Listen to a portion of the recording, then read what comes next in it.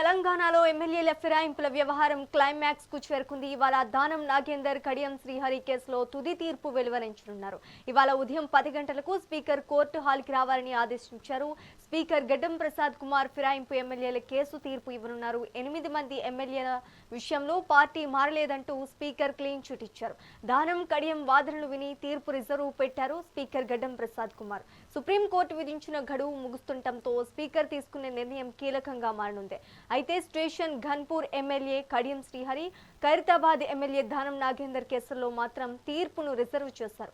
వీరిద్దరి భవితవ్యంపై స్పీకర్ ఏ క్షణమైనా తుది తీర్పు వెలువరించే అవకాశం ఉండటంతో రాష్ట్ర వ్యాప్తంగా ఉత్కంఠ నెలకొంది.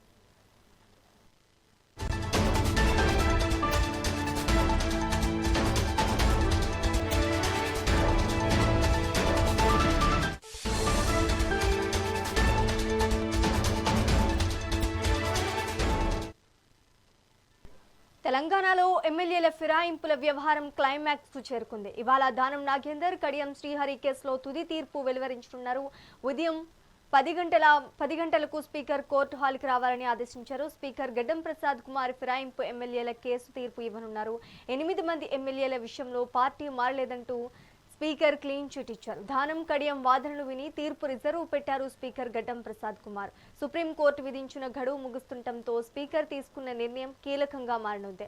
అయితే station Ghanpur MLA Kadiyam Srihari, Khairatabad MLA Danam Nagender కేసుల్లో మాత్రం తీర్పును రిజర్వ్ చేశారు. వీరిద్దరి భవితవ్యంపై స్పీకర్ ఏ క్షణమైనా తుది తీర్పు వెలువరించే అవకాశం ఉండటంతో రాష్ట్ర వ్యాప్తంగా ఉత్కంఠ నెలకొంది. ఇక ఇదే అంశానికి సంబంధించి మరింత సమాచారం మా కరెస్పాండెంట్ ఉషా అందిస్తారు. ఉషా, చెప్పండి.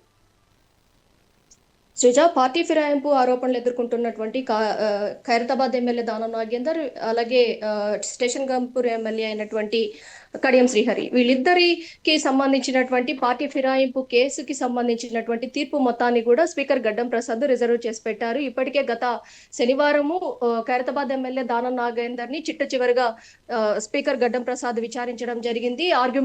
ఓరల్ ఆర్గ్యుమెంట్స్, అలాగే కడియం శ్రీహరి ఎవరైతే దానం నాగేందర్ ఉన్నారో, దానం నాగేందర్ ప్రత్యక్షంగా అయితే స్పీకర్ ఎదుట అయితే విచారణకు హాజరు కాలేదు. తన అడ్వకేట్ ని పంపించడం కూడా జరిగింది. మొత్తానికి చూసుకున్నట్టయితే ఈ కేసులో ఎలాంటి జడ్జిమెంట్ ఇవ్వబోతున్నారు స్పీకర్ గడ్డం ప్రసాద్, రేపటితో సుప్రీంకోర్టు ఇచ్చినటువంటి స్పీకర్ కి ఇచ్చినటువంటి గడువు ఏదైతే ఉందో పార్టీ ఫిరాయింపు కేసులకి సంబంధించి, ఆ గడువుకు కూడా రేపటితో డెడ్ లైన్ ఉండడంతో ఈ రోజు స్పీకర్ గడ్డం ప్రసాద్ 10 గంటలకల్లా కోర్టు ఏదైతే అసెంబ్లీ కోర్టు ఏదైతే ఉందో అక్కడికి హాజరవ్వాల్సిందిగా పేర్కొన్నారు. కానీ నోటీసుల్లో భాగంగా కడియం శ్రీహరి అలాగే దానం నాగేందర్ హాజరవుతారా లేదా, అలాగే వీరికి సంబంధించి వీరి ప్రత్యామ్నాయంగా అడ్వకేట్స్ ని పంపించే అవకాశం కూడా లేకపోలేదు. కాబట్టి ఈ కేసులో రాష్ట్ర వ్యాప్తంగా సంచలనంగా మారినటువంటి 10 మంది ఎమ్మెల్యేల కేసు, అటు బీఆర్ఎస్ లో గెలుపొంది, ఇటు ఏదైతే అధికార పార్టీ అయినటువంటి కాంగ్రెస్ లో జాయిన్ అయినటువంటి 10 మంది ఎమ్మెల్యేలలో 8 మందికి కూడా గడ్డం ప్రసాద్ క్లీన్ చిట్ ఇచ్చారు.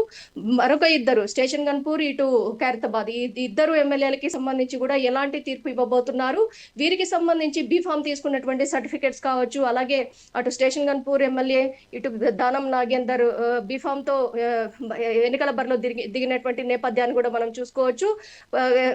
ఏదైతే ఆధారాలన్నీ పక్కాగా ఉన్నాయి, ఆధారాలకి సంబంధించి పాడి కౌశిక్ రెడ్డి, అటు వివేకానంద ఇద్దరి మీద వేసినటువంటి కేసుకి సంబంధించి స్పీకర్ ఎలాంటి తీర్పు ఇవ్వబోతున్నారు, గతంలో ఇచ్చినటువంటి ఏదైతే సరైన ఆధారాలు లేవు అంటూ గత 8 మందికి ఇచ్చినటువంటి క్లీన్ చీట్ ఏదైతే ఉందో దాన్నే ఇక్కడ కూడా ఇంప్లిమెంట్ చేసే అవకాశం ఉందా అనేది కూడా సర్వత్రా ఉత్కంఠగా ఉందనేసి తెలిసింది. ఒకవేళ మరో ఇద్దరు ఎమ్మెల్యేలు ఎవరైతే ఉన్నారో వీరిద్దరికి సంబంధించి కూడా ఏదైతే కడియంకి దానంకి సంబంధించి కూడా సేమ్ అలాంటి క్లీన్ చీట్ ఇచ్చినట్లయితే బీఆర్ఎస్ ఎమ్మెల్యేలు ఈ కేసుకి సంబంధించి సుప్రీంకోర్టులో చాలా తీవ్రంగా అయితే కృషి చేసే అవకాశం ఉంటుంది. ఇప్పటికే పాడి కౌశిక్ రెడ్డి, ఏలేటి మహేందర్ రెడ్డి బీజేపీకి సంబంధించి, ఇటు వివేక్, వీరందరూ కూడా ఈ కేసులో చాలా సీరియస్ గా ఉన్నారు.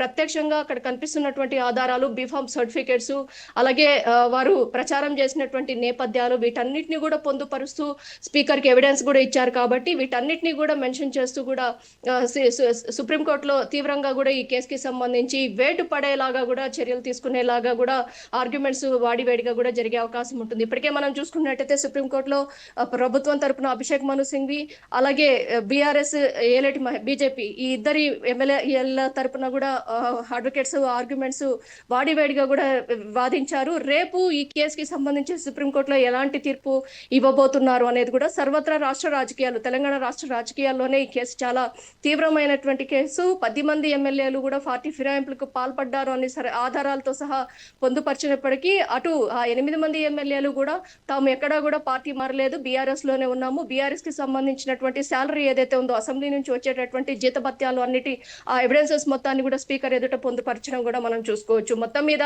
ఈ కేసులో ఈ రోజు 10 గంటలకి స్పీకర్ ఎలాంటి నిర్ణయం తీసుకోబోతున్నారు దానం అలాగే కడియం మీద అనేది మాత్రం సర్వత్రా ఉత్కంఠగా ఉందనేసి తెలుస్తోంది శ్రీజ.